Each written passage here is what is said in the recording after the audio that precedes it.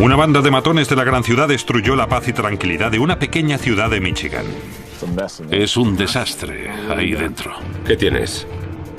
En la escena del crimen, pensé que serían 2 o más personas. Y el terrible asesinato reveló el oscuro secreto de un hombre. No teníamos ni idea de la clase de actividad en la que estaba implicado. ¿Podrían encontrar los investigadores a los asesinos que estaban aterrorizando a esta pequeña ciudad del Medio Oeste? Yo suponía que se trataba de alguien con un importante historial delictivo, alguien básicamente malvado.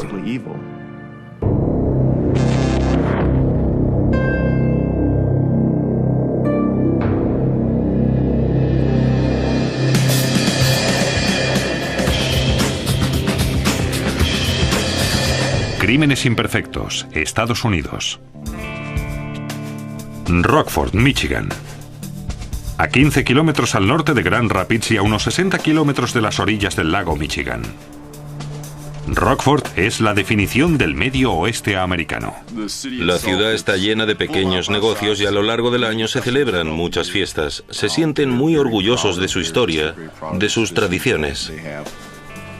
Y hay otras tradiciones en Rockford. Vecinos amables, puertas sin cerrar y calles libres de delitos.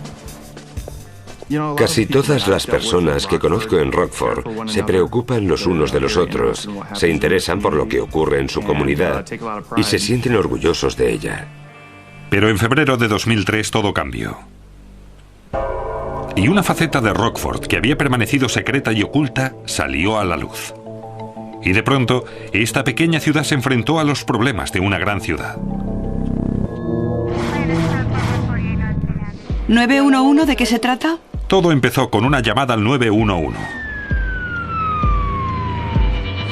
Un joven había sido asesinado. Solo para que lo sepáis, estoy en camino, casi he llegado.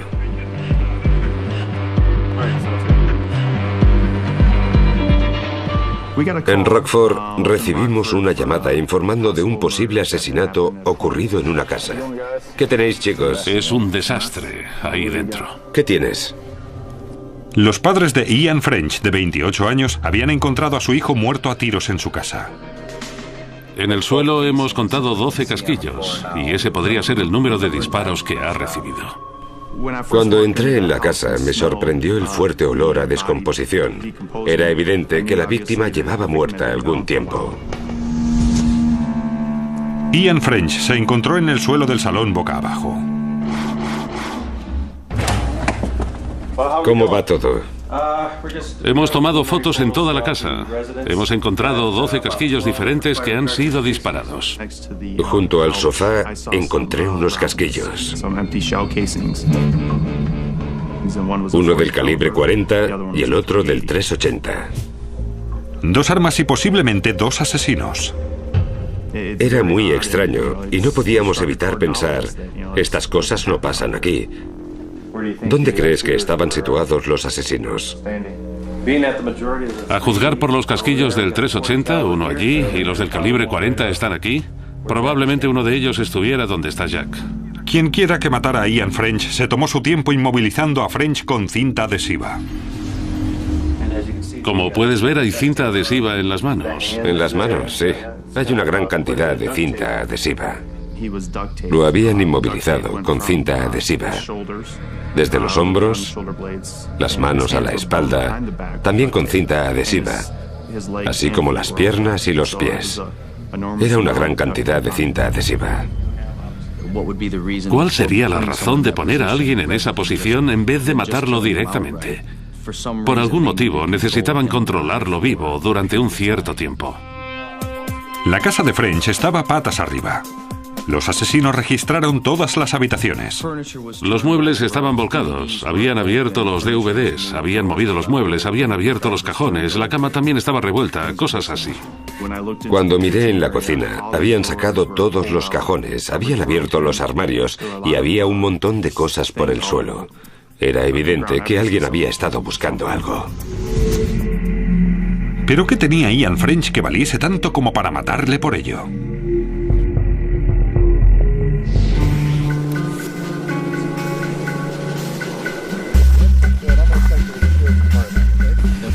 Queremos hablar con toda persona que viva aquí o pase por aquí, que haya visto u oído algo que le pudiera parecer sospechoso.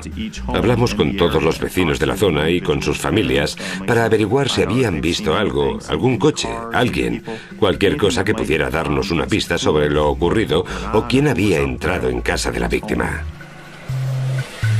Pero las casas en la calle de French están muy separadas una de otra. Ninguno de los vecinos vio ni oyó nada. Bien, aquí tiene mi tarjeta. Llámeme si usted o su esposa recuerda algo. De acuerdo, espero que lo cojan. Gracias. De vuelta a la escena del crimen, los investigadores intentaban averiguar qué es lo que tenía French que sus asesinos tanto deseaban. Cuando registrábamos la casa, buscábamos cualquier cosa que los asesinos no hubieran visto.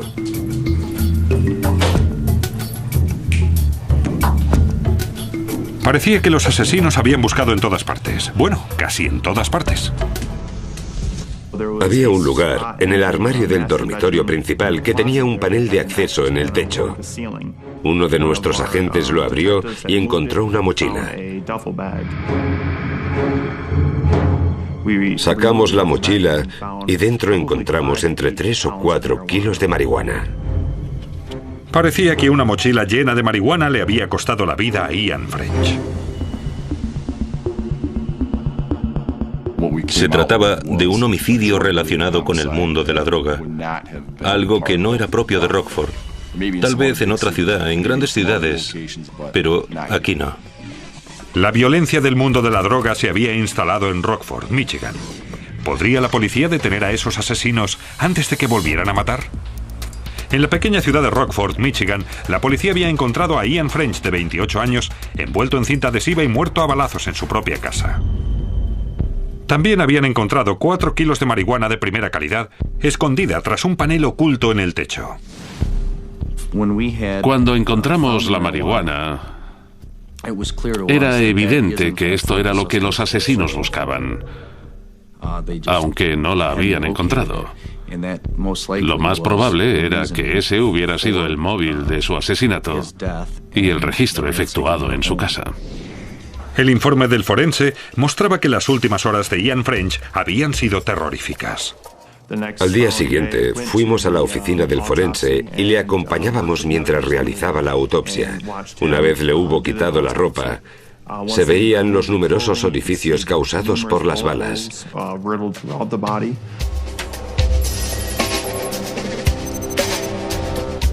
La autopsia dejaba claro que había sido torturado. Los asesinos inmovilizaron a French con cinta adhesiva para que no se moviera. Luego empezaron a torturarle con un cuchillo. Tenía que ser un cuchillo pequeño de una hoja de 6 o 7 centímetros. No es que pudieran matarle con él, pero era evidente que podían hacerle mucho daño. Había múltiples heridas de arma blanca en el torso de French. Ninguna de las heridas era lo suficientemente profunda para matarle, pero sí para causarle un gran dolor. Ahora, la escena del crimen empezaba a tener sentido. Los asesinos inmovilizaron a Ian French y luego le exigieron que les dijera dónde guardaba la marihuana. Parece que French no se lo dijo a pesar de ser torturado. Creo que al señor French le torturaron porque no encontraban lo que buscaban, no encontraban la marihuana que encontramos nosotros. Es evidente que para ellos era imperativo encontrarla. Asesinato, drogas y ahora tortura. Dejó atónito incluso al más veterano de los investigadores de Rockford. Creo que quien tortura a alguien procede de un mundo que la mayoría de nosotros no comprende. Para nosotros era algo muy distinto y nos preguntábamos quién podría haberlo hecho. Yo suponía que se trataba de alguien con un importante historial delictivo, alguien básicamente malvado.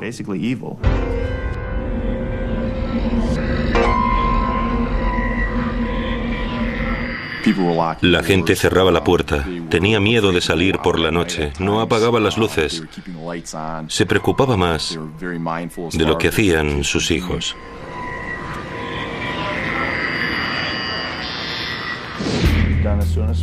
Para detener a los brutales y crueles asesinos, la policía se centró en su víctima. Cuando hablamos con los padres sobre las actividades de su hijo, dijeron no saber nada del tráfico de drogas. Creían que tenía un empleo en una empresa de limpieza industrial y además hacía algún trabajo por su cuenta. Parecía que Ian French, natural de Rockford, llevaba una doble vida. Ni siquiera la policía sabía que French movía tal cantidad de marihuana en Rockford. En ese momento, Ian no estaba en nuestro radar como traficante de drogas. No teníamos ni idea de la clase de actividad en la que estaba involucrado. Los amigos de Ian French habían guardado el secreto de sus negocios con las drogas. Pero ahora, esos negocios le habían costado la vida a French y sus amigos querían ayudar a la policía a detener a los asesinos. Los amigos de French nos ayudaron facilitándonos información sobre con quién deberíamos hablar.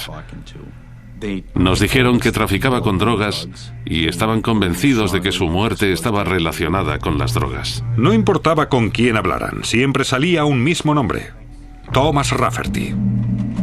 Cuando oímos el nombre de ese individuo, empezaron a sonar todas las alarmas. Sabíamos que él se dedicaba al tráfico de drogas y creo que también tenía antecedentes por agresión. Evidentemente, lo consideramos un posible sospechoso.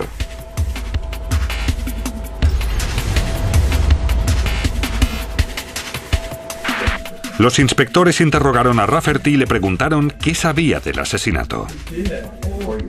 Quiero que sepa que puede salir de aquí cuando quiera. Cualquier cosa que diga podrá ser utilizada en su contra en un tribunal de justicia. ¿Lo ha entendido? ¿Sí? El sospechoso lo negó todo. Yo no lo he hecho, no lo he hecho. No sé nada de ese asesinato, no tengo la más remota idea. ¿Me está diciendo la verdad? Ajá. Ni siquiera estuve cerca de su casa, yo no lo hice, ¿sabe? Pero lo que le dijo es que... No lo sé, no tengo nada que ver con ello. Puede creerme, no tuve nada que ver con ello. Puede creerme, no soy un asesino. La razón por la que no creo... A pesar de su negativa, los investigadores creían que Rafferty ocultaba algo. Era evidente que no nos decía la verdad. No estaba siendo sincero. Se mostraba vago en sus respuestas. Bien, creo que hay algunas cosas que no me dice. Creo que hay cosas que usted sabe. Es usted un hombre inteligente, está haciendo todo lo que puede, pero la verdad es que no tuve nada que ver con ello. Nos estaba diciendo que no estaba implicado en el asesinato. En ese momento teníamos que darle algo de soga para que él mismo se colgara. Por ello, decidimos someterle a la prueba del polígrafo para saber si estaba relacionado con el asesinato. La policía le sometió a una sesión del polígrafo y le hicieron una batería de preguntas. ¿Mató usted a Ian French? ¿Sabe quién mató a Ian French? ¿Estaba presente cuando asesinaron a Ian French? El resultado confirmó sus sospechas. Rafferty mentía sobre algo. Cuando vimos que no había pasado la prueba del polígrafo, evidentemente empezaron a sonar las alarmas y nos dijimos, bueno, tal vez sí sea capaz de hacer algo así. Los investigadores le mostraron los resultados del polígrafo. Fuimos sinceros con él, le dijimos, no ha pasado la prueba, creemos que posiblemente esté implicado en el asesinato. Cuando los agentes le dijeron a Rafferty que había mentido, empezó a buscar una salida. Siguió negando saber algo del asesinato, pero le dio a la policía el nombre de alguien que podía saber qué había ocurrido. Y una vez más, era un nombre que habían oído antes, Ernest Pee-wee Gordon. Gordon tenía un extenso historial delictivo, especialmente en tráfico de drogas. Traficaba con marihuana, con heroína.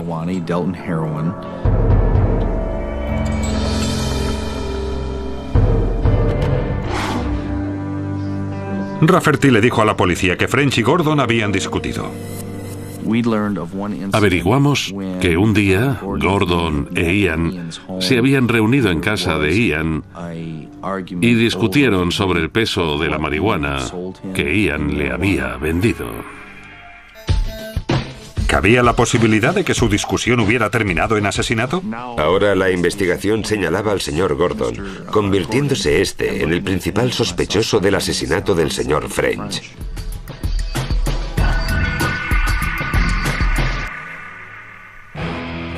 Hola, Pat, ¿cómo te va? Bien. Ian French, residente en Rockford, Michigan, había sido brutalmente asesinado en su propia casa. A French lo inmovilizaron con cinta adhesiva, lo apuñalaron y luego lo mataron a tiros. Los inspectores creían que había apostado demasiado fuerte con un traficante de drogas llamado Ernest Pee-wee Gordon. Queríamos localizar al señor Gordon para averiguar qué sabía al respecto, cuál era su implicación y quién le había acompañado. En un principio, en la escena del crimen, yo pensé en 2 o más personas. Pero Gordon llevaba mucho tiempo en el negocio de la droga. Tan pronto como se enteró de que la policía iba tras él, desapareció. Gordon sabía que queríamos hablar con él. Nos habíamos puesto en contacto con casi todos sus parientes, amigos, con la intención de encontrarle. Corría el rumor de que había huido y lo cierto es que nos costó mucho dar con él. En ese momento pensamos que evidentemente tenía algo que ocultar. A medida que iban pasando los días y seguían sin encontrar al asesino de Ian French, los vecinos de Rockford empezaban a preguntarse si su ciudad volvería a ser segura. No olvidarían el incidente hasta que detuviéramos a esos individuos. A pesar de ser una pequeña ciudad, temían que los delitos de la gran ciudad, por así decirlo, empezaran a propagarse en nuestra pequeña comunidad.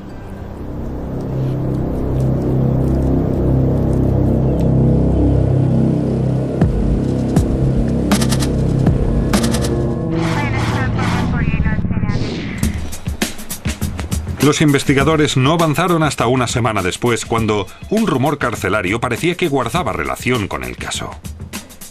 Pero ese rumor no provenía de Rockford, ni siquiera de Grand Rapids. Provenía de la policía de una de las ciudades más violentas y con más delincuentes del país: Detroit, Michigan.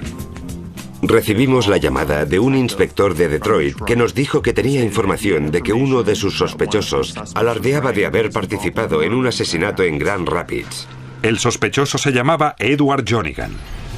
Jonigan era un importante traficante de drogas y jefe de una banda de Detroit.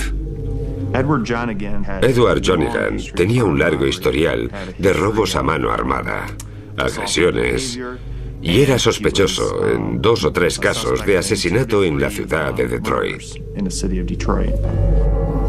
Pero ¿cómo era posible que Jonigan, un gángster de Detroit, estuviera implicado en el asesinato de un pequeño traficante de hierba como Ian French? Para unir los puntos, pusieron a Edward Jonigan bajo el microscopio. Analizaron sus antecedentes, sus amigos y su familia en busca de cualquier relación con Grand Rapids o Rockford. Fue entonces cuando encontraron el siguiente punto: Cory McCullough.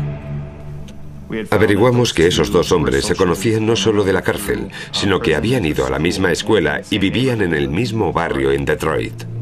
Jonigan y McCullough se conocían, y fue Cory McCullough quien los llevó hasta el tercer punto. Se trataba del traficante de drogas Ernest Pee Wee Gordon. ¿Y de qué se conocían Gordon y McCullough? La novia de Cory McCullough resultó ser la hermana de Ernest Gordon. Ahora los investigadores creían que sabían qué había ocurrido. Gordon sabía que Ian French tenía una importante cantidad de hierba que podría robar, pero necesitaba la ayuda de unos matones de Detroit para hacerlo, así que llamó a Jonigan y McCullough. En ese momento pensábamos, tenemos a Edward Jonigan y Cory McCullough de la ciudad de Detroit y tenemos a Ernest Gordon de la ciudad de Grand Rapids. Ahora tenemos que hacer encajar todas las piezas del puzzle. Pero no sería fácil. No había ninguna prueba física que relacionara a estos 3 hombres con el asesinato de French. Ni armas, ni testigos, y nadie pensaba confesar. ¿Podría encontrar la policía las pruebas que necesitaban? ¿O los asesinos de Ian French se librarían del castigo por su asesinato? Los agentes de Rockford, Michigan, tenían 3 sospechosos en el caso de asesinato y tortura de Ian French: Ernest Gordon. Sabíamos que Ernest Pee Wee Gordon se relacionaba directamente con la víctima en la venta de drogas. Cory McCullough. Sabíamos que la hermana de Ernest Gordon era novia desde hacía mucho tiempo de Cory McCullough. Y Edward Jonigan. Cory McCullough era socio de Edward Jonigan en la ciudad de Detroit. Pero la policía necesitaría muchas más pruebas antes de detener a alguno de ellos por el asesinato de French. Empezaron a buscar esas pruebas en los registros de las llamadas de los móviles de los 3 hombres. Habíamos pedido los registros de las llamadas de sus móviles para saber a quién llamaban y quiénes les llamaban a ellos. Y esto es lo que en estos momentos... Acaban de llegar estos registros telefónicos. Parece que ya no hay más. Y fue entonces cuando vieron el patrón. Un patrón que aparecía la noche que fue asesinado Ian French. Lo que encontramos fue una llamada de Pee Wee McCullough. Y cuando esa conversación telefónica terminó, inmediatamente después, McCullough llamó a Jonigan. Rastreando las llamadas por medio de las antenas de telefonía móvil, la policía pudo deducir que Jonigan, McCullough y Gordon todos se dirigían al mismo sitio, el barrio de Ian French. Y así obtuvimos el triángulo. Teníamos al intermediario y a los dos jugadores. Así que los tenemos a los dos a la misma hora, o aproximadamente a la misma, dirigiéndose hacia el mismo lugar. Así supimos que los tres estaban juntos en la misma zona. Los vimos viajando por distintas zonas de Grand Rapids y luego los vimos viajando como grupo por la zona de Rockford. O sea, alguien de la gran ciudad de Detroit y otro de la ciudad de Grand Rapids se encontraban en una zona con la que no tenían ninguna relación. No podían alegar que habían ido a visitar a un pariente o amigo porque no tenían ninguna vinculación. Ahora, los investigadores sabían que los tres hombres estaban en el barrio de French la noche de su asesinato.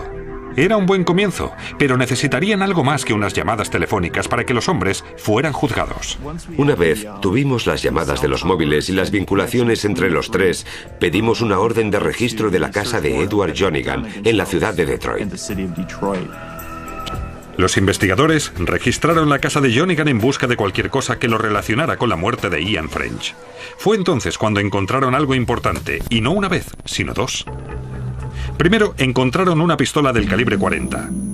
Era la misma clase de arma con la que habían matado a Ian French. Y luego encontraron algo que al principio no les pareció importante. Habíamos registrado el sótano y no habíamos encontrado gran cosa, pero luego, en la cocina, abrimos un cajón y vimos 2 rollos de cinta adhesiva. En todas las casas hay cinta adhesiva. No parecía importante, simplemente era un rollo de cinta adhesiva. Pero este rollo de cinta adhesiva podía acabar siendo un elemento importante. A French le apuñalaron y lo mataron a tiros, pero antes lo habían inmovilizado con cinta adhesiva. ¿Era posible que Edward Jonigan hubiera guardado la cinta adhesiva utilizada en el asesinato? En muchas casas tienen cinta adhesiva, así que pensamos, bueno, la pondremos en la bolsa de pruebas y la enviaremos al laboratorio a ver qué pasa. Los técnicos del laboratorio estudiaron la cinta encontrada en la escena del crimen y la compararon con la encontrada en casa de Jonigan.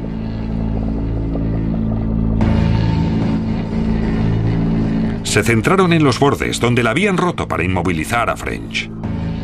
Y casi no podían creer lo que estaban viendo. Los 2 trozos de cinta adhesiva coincidían a la perfección. El rollo de la casa de Edward Jonigan y la cinta con la que habían inmovilizado a la víctima. Esas cosas, 2 trozos de cinta adhesiva que coinciden, bueno, lo vemos en la tele, pero sabemos que no es real, que esas cosas no ocurren. Pero cuando lo vimos queríamos ir al laboratorio y aplaudir a los técnicos que nos habían ayudado. Fue fantástico. Más tarde, cuando hablamos con el señor Jonigan, dijo que iba a deshacerse de ella, pero decidió dejarla en la cocina, y al hecho de que la encontráramos lo llamó intervención divina. Y había otra pieza del puzzle que ayudó a cerrar el caso. La pistola del calibre 40 encontrada en casa de Jonigan coincidía con los casquillos hallados en la escena del crimen. Las llamadas por los móviles situaron a los sospechosos cerca de la escena del crimen la noche del asesinato. La cinta adhesiva de Jonigan, que coincidía con la encontrada en la escena del crimen. Y el arma. Era todo cuanto necesitaban los investigadores. Con todas estas pruebas contra los sospechosos, obtuvimos una orden de detención para los 3. Luego los acusamos y fueron juzgados. Ernest Pee Wee Gordon, Edward Jonigan y Cory McCullough fueron acusados del asesinato de Ian French. Edward Jonigan fue encontrado culpable de asesinato en primer grado y condenado a cadena perpetua sin posibilidad de revisión. Gordon y McCullough fueron acusados de asesinato en segundo grado y condenados a 60 y 99 años de cárcel. Sirvió para enviar un mensaje. Si alguno de esos traficantes de las grandes ciudades quería aprovecharse de una pequeña comunidad, no podían venir aquí y matar a alguien sin tener que pagar por ello.